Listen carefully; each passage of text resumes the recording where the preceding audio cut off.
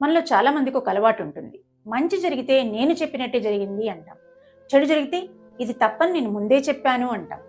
ఇలాంటి ప్రవర్తన మనం చాలా మందిలో చూస్తుంటాం. దీన్ని సెల్ఫ్ సర్వైవల్ అంటాం. ఇలాంటి ప్రవర్తనను తమ ఇమేజ్‌కి రక్షణ కవచంగా ఉపయోగిస్తుంటారు.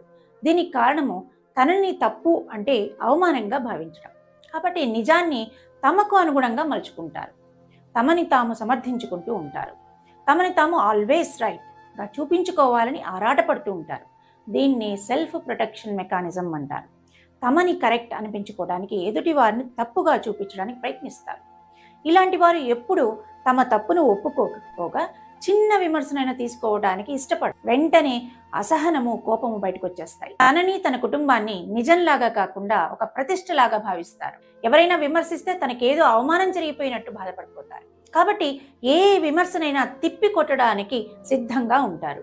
ఇలాంటి వాళ్ళ దృష్టిలో వాళ్ళను విభేదించిన వాళ్ళందరూ కూడా తక్కువ అనే భావంతో ఉంటారు. ఇలాంటి వాళ్ళ మనస్తత్వము తనపైన తన కుటుంబం పైన ప్రేమను దాటి అహంకార పంచులకు చేరుకుంటుంది. దీనినే భగవద్గీతలో శ్రీకృష్ణ పరమాత్మ మనసుకు చుట్టుకున్న మాయగా వర్ణించారు.